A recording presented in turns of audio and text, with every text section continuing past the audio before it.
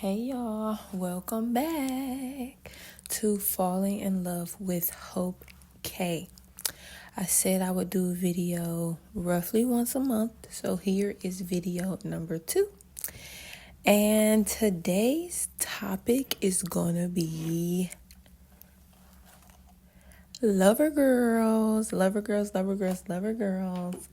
It is almost Valentine's Day, so I know you're already seeing the Valentine's Day content, the Valentine's Day outfit, the LTKs for the Valentine's Day fits. If you're subscribed to a clothing store, they're probably bombarding you with emails of red dresses and lipsticks, and if you went out last year, you're getting emails from restaurants saying, dine with us again.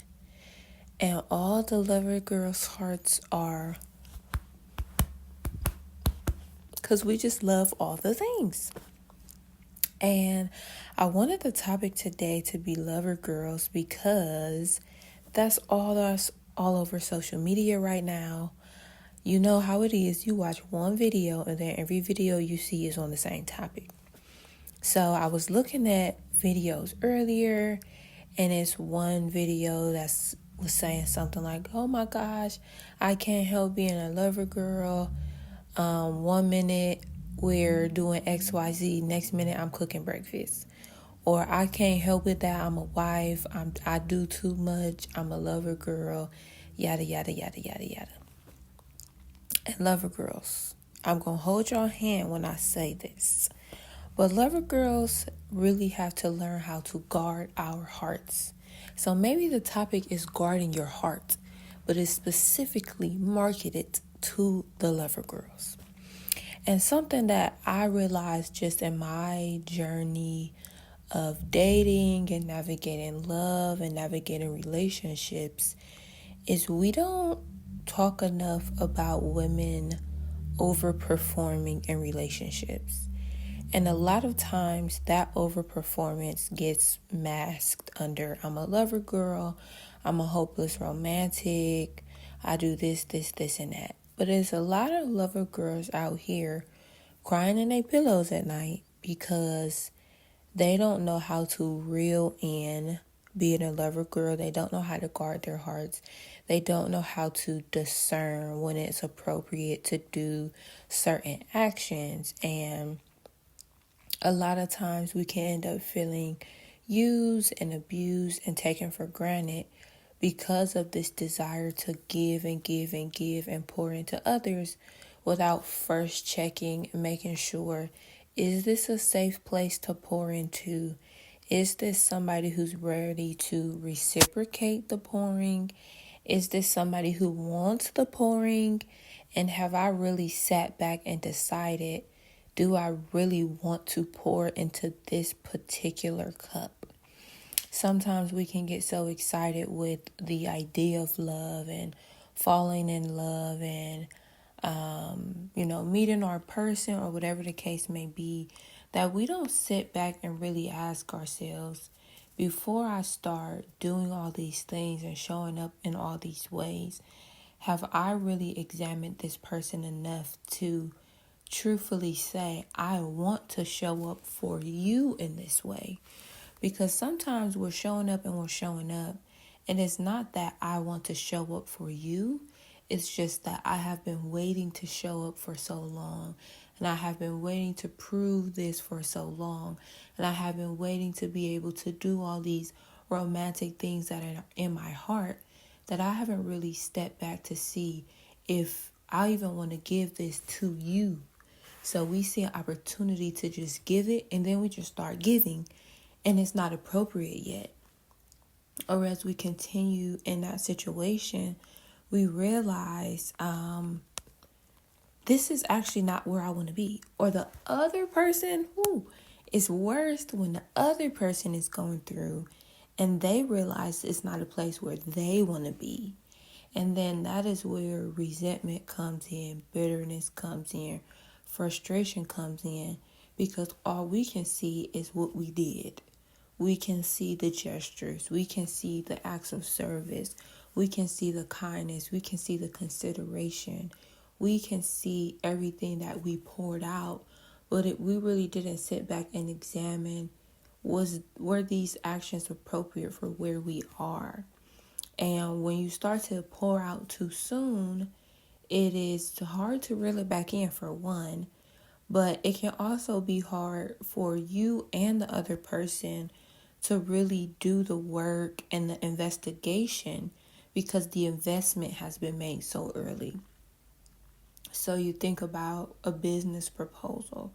Somebody brings you a proposal and you're just so excited that someone asked you to go into business or into partnership with them, that you don't really look over the terms and conditions. You don't really look at the contract. You just sign your name on the dotted line. And then as you go through this contract and you get deeper into the agreement, then you start to realize, wait, is this what I signed up for? Is this who they were? Is this what was being presented to me? How did this happen? How did we get to this place? And sometimes the other person, they are so bombarded with your love and your lover girl tendencies that they don't step back. They don't realize or take the time to have that same conversation with themselves. Do I know the terms and conditions of this relationship?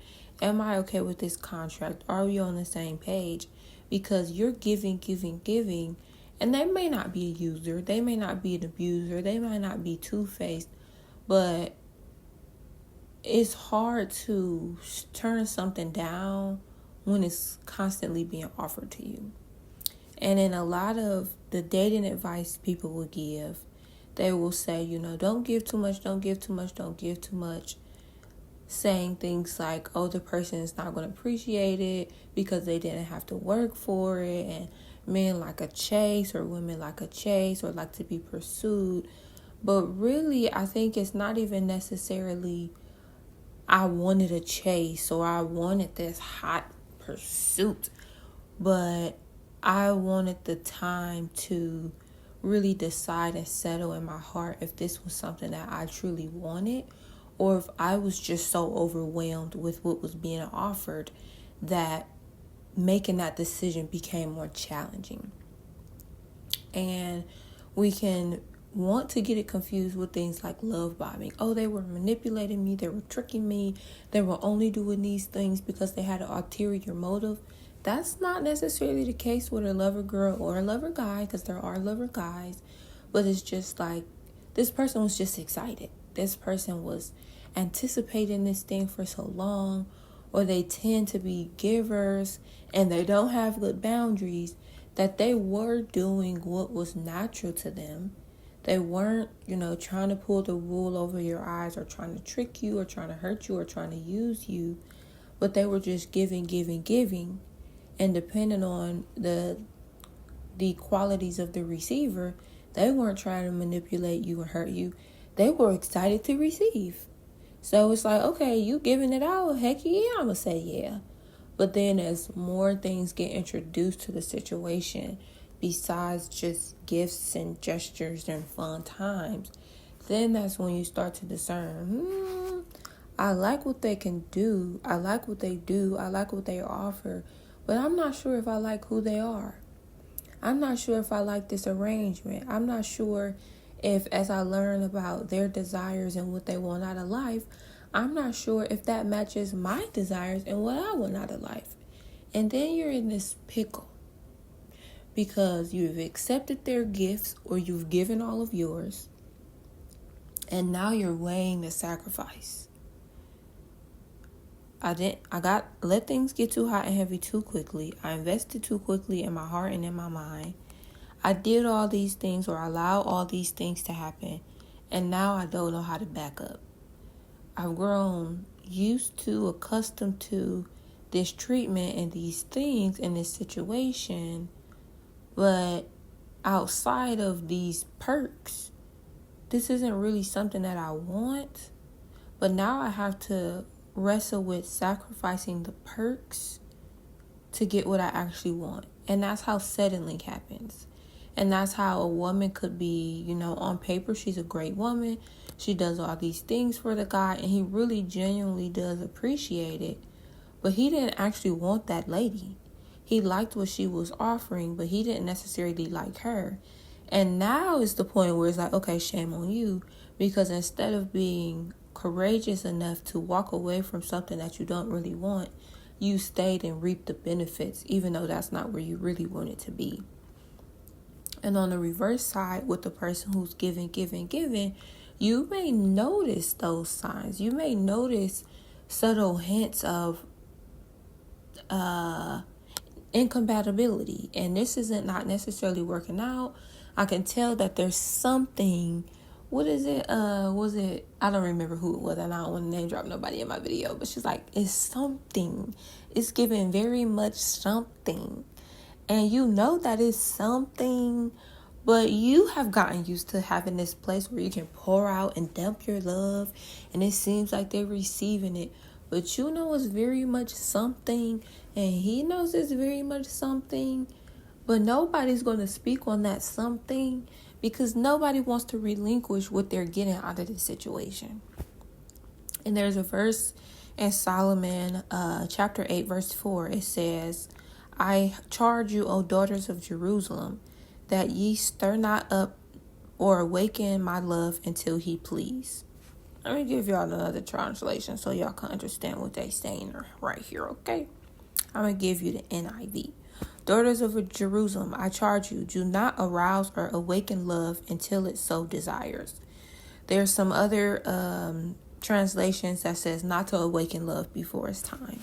Basically, don't be prematurely waking love up. Don't be poking the beast. Don't be doing all these things that are not appropriate for where you are in that relationship.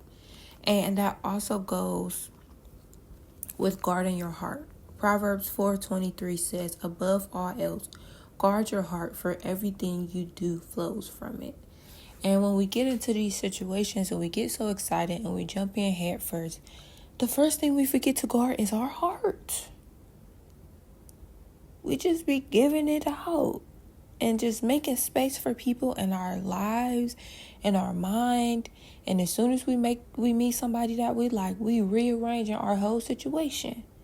And it's kind of like a job interview where somebody can be so excited for a job interview. Maybe they've been out of work for a long time and they're really excited about this opportunity to get back in the field, okay? And the first job offer that comes to them, they take it. They don't look at the benefits. They don't look at the health insurance. They don't really pay attention to the salary. They don't negotiate the salary. They're just so excited that somebody is finally offering something that they take it. And then they get in the job and they hate it. In the interviews, you're getting to know them just as much as they're getting to know you. You're making sure this is a place you want to be just as much as they're making sure they want you to be in their place of employment. And it's just like that in relationships, and it's just like that in love. For lover girls, for hopeless romantics, for people who have been waiting for relationships for a long time. Don't get so excited that the opportunity is finally at your doorstep that you neglect everything that you know. You neglect the vetting. You neglect asking important questions. You neglect your non-negotiables. You neglect your boundaries. You just let things slide. And you start to betray yourself for the sake of holding on to this thing. And before you know it, this thing is not even what you want. And you have given up so much for something that doesn't even meet your needs or your standards. And that can be challenging, especially for someone who has an anxious attachment style where they get attached to a person or an ideal or a place very quickly, and they have a hard time letting it go. So you do have to be mindful of who you are, not just what you want, but who am I? What are my tendencies? What are my flaws? What are my strengths? Because people are going to see those things as they get to know you. And you can be toyed with and you can be manipulated If somebody else is more aware of who you are than you are, if you're aware of who you are, you can put proper things in place to make sure you're not, at somebody's house cooking their breakfast and lunch and dinner the second time you met them. So you can make sure that after 2 dates, you're not packing up and planning your whole life around this person. You can make sure that you're not cleaning out your bank account or sacrificing the things that you've always wanted to do so that you can give to a person that you barely know. And I want to say that to the lover girls, because a lover girl on paper is what people are looking for in a woman. She's submissive, she's sacrificial, she's has a heart of a servant. She is has the ability to compromise and reason, and she gives and she gives and she gives. But you really have to be aware of how that can be manipulated and how that can keep you in unhealthy cycles. Because I see women crying all day long on social media. I'm such a good woman. I'm such a good woman. I was just too good of a woman. I was just too good of a woman. You were just doing too much. And that doesn't mean that you can't do anything. But it means, again, you have to have that awareness. And you have to know when you're doing too much. You have to know the line. What is your line that you're unwilling to cross, depending on where you are at certain points in a relationship? And a lot of women end up in situationships doing all of these things because they said what they weren't going to do, and then they did it because they were excited. So if you say you're not going to do this until you see the relationship at this point, then make sure that you don't do that. If you say that you're not comfortable, sleep it over. And then you're like, oh, I like them so much, I just want to be around them. I'm going to just do it this one time. And then next thing you know, you're over there every day. So you really have to be mindful. And it requires sacrificing things that you do actually want to do. And I have found myself in that space where I'm like, okay, I'm a lover girl. These are my love languages. When I'm operating in a place that's unhealthy, I'm getting off work, I'm at your house. I get tired, I'm just going to spend a night. Spend a night once, turn into spend a night twice. Spend a night twice, turn into spend a night back. Spend a night back, turn into I haven't been to my house in 2 weeks. And just because you're a Christian don't mean you're exempt, because the Christian girlies be doing it too. And I have done it. That don't mean that you're having sex with them. But it's a slippery slope. We're not even going to get into how lack of boundaries can lead to other things if you are a Christian woman trying to live a certain lifestyle. We're just going to focus, keep the main thing. But it's so easy for all the boundaries that you had to come tumbling down like the walls of Jericho, because you got a little glimpse of what you wanted. And this is how you get played. Ask me how I know. This is how you get manipulated. Again, people see these things in you. They do see that you're a good woman. It don't mean you're not a good woman because you're struggling with boundaries. It doesn't mean you're a bad woman. It doesn't mean something fundamentally is wrong with you. It doesn't mean that you need to change the things that you value and desire and look for in a relationship. You just need to slow down and make sure that this person in this situation is worthy of what you're giving to it. But this is how you get manipulated.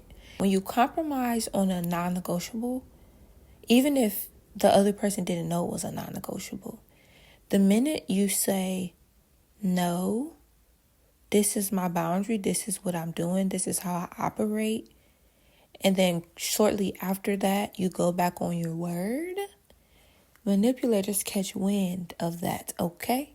They heard you, and then they paid attention to see what you were going to do. Okay, she said we're not doing this. Okay, I'm going to be cool with it today. But in 3 days, after we then went on a date, we texted, we FaceTiming all day, I'm going to ask her again. And if she fold 3 days later, then I'll keep pushing and pushing and pushing and pushing. Now you're getting manipulated and taken advantage of. But you're none the wiser because you're not aware. So be aware. It's like if you give a mouse a cookie. If you say, I'm not giving this mouse no cookie, Then you get a mouse a cookie. If you give a mouse a cookie, then he asks you for some milk. If you give a mouse some milk, he's going to ask you to use your bathroom. If you let the mouse use your bathroom, he's going to ask to use your shower. If you let a mouse use your shower, he's going to ask to sleep in your bed. Now y'all live together and you doing too much. But it's so easy. It's so easy to do too much. So I just caution you, lover girls, don't be doing too much. If you are in a relationship right now, where the camera at? You're in a relationship. It's an unequally yoked relationship. You really know that you're overperforming. You're doing too much. You're settling. You're not getting what you asked for. You're not getting what you prayed for. But the idea of being in a relationship is keeping you there. This is me giving you permission to leave. I've been there. I've done that. I've wanted something so bad, and I've held on to it even though I know it wasn't the right thing, because of all of the fantasies and the desires and the things that I wanted to do, even though it wasn't with the right person. And when you make all these memories and you do all these things with someone and it's not the right person, girl, guy, person, you look back on that and you be like, dang, I wasted my picnic. I wasted my favorite spot. Save it. I can't say when. I can't say how. I can't say how long it's going to be until you're in a situation that's comfortable and safe for you to, open up your heart and give it to someone. But I can at least say, do the work and make sure you are doing this for a person who you really want to do it for. They have earned that spot in your life. You have done the vetting, and you're not just doing it out of a place of thirst and desperation. And I will say, as a lover girl, as somebody who likes to give, you don't have to take the advice of people who aren't that way. And what I mean by that is, as I go through dating and I'm going through the dating saga, a lot of people want to give advice. And a lot of people want to say, girl, go on with no expectations, go get a meal, do it this way, you dating wrong. And that may not be true to you, right? As a lover girl, as somebody who thinks deeply about love and relationship and connections and intimacy, it may not feel natural for you to just go out with somebody just for the sake of going out with them. And going out with someone just for the sake of going out with them and going out with someone with intentionality to get to know them are two different things. There are people who go out with people just because. They don't even really know if they're interested in this person. They just like, yeah, why not? And I have gotten so many people telling me, girl, ain't nothing wrong with just going on a date. It's nothing wrong with just going to get a meal. But that doesn't feel authentic for me. So I'm not going to sit across from a meal or an activity from a person that I genuinely don't have some kind of interest in. And I'm not doing that with just, somebody who I'm not really interested in getting to know who they are, what they're looking for, if we're aligned, and what this could be. Now, I can go into that situation with an open mind, and my expectation is I'm getting to know them. My expectation is that I'm doing research. My expectation is that we are both here because we want to be here, if nothing else. So you don't have to take on that callous outlook.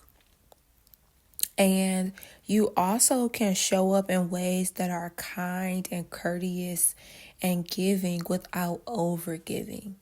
And what that looks like is different for every person. But again, you have to know you have to know your boundaries. And recently, and I am enjoying the dating saga. Sometimes it's a challenge, but I am enjoying using my skills and trying different things. And I was recently dating someone, and it didn't, it ended up not being the right fit for us. But I was dating someone, and I'm a lover girl. I like to do things. I like to, do gestures and acts of service and things of that nature. So I'm trying to figure out, what's something that I can do that doesn't change the dynamic, right? Doesn't put me in the seat of the pursuer, and doesn't put me in a place where it's an imbalance and I feel like I'm doing too much. So I'm getting to know this person. I'm having a good time doing it. And I got them a gift card. I got them a gift card and I got them a Christmas card. And the gift card, I put like $15 on it. And I just wrote in the card, I'm really enjoying getting to know you. Happy holidays, yada, yada, yada. For me, that was a way for me to stay true to who I am as a woman in the dating space, but also not going too far. Now, some of y'all would be then made a whole spread and going to the store buying elaborate gifts. It's a middle ground. And that was something that I was okay with giving. And if things didn't work out, I wouldn't have felt bitter or regretful about it. So the things with lover girls, it's like sometimes you do too much and you feel bitter and regretful about it because you did too much. Not necessarily because you didn't want to do it, but you didn't reel it in. Like you just went over the top. So there's ways that you can give and show up as who you are as a woman navigating a dating relationship without feeling too much. Now, some people, they be like, I don't do nothing. I don't do nothing. I don't spend $2 on somebody. That's okay. If that's what's natural to you and that's how you operate in the dating space, that's okay.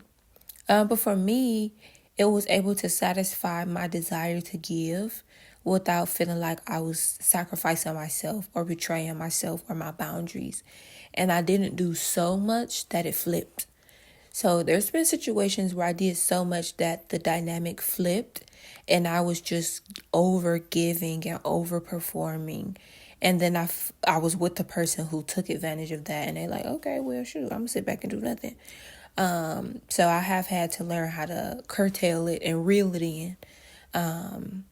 But still being able to say, well, I'm an active participant in this.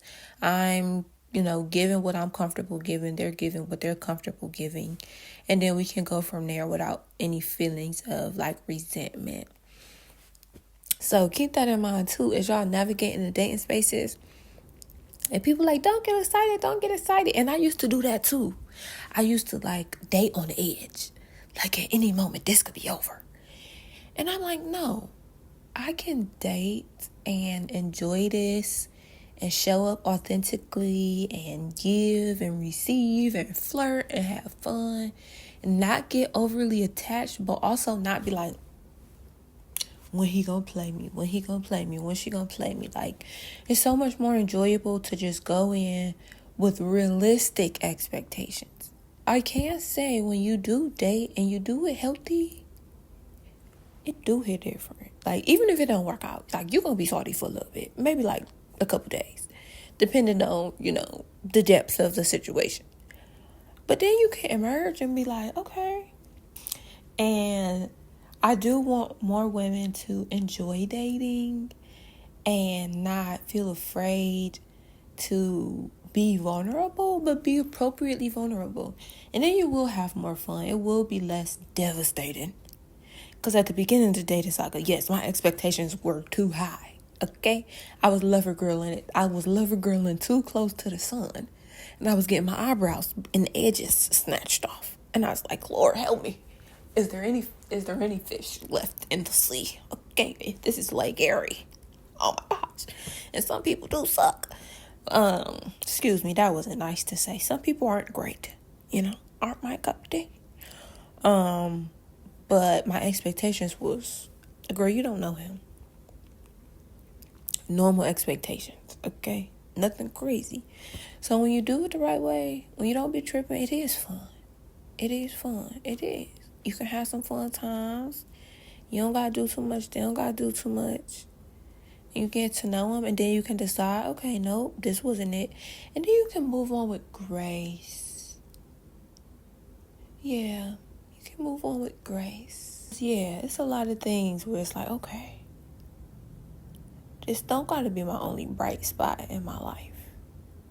How do I have healthy other things going on? And yeah, this will turn into a whole nother video. So I'm just going to stop right here. Thanks for falling in love with Hope K.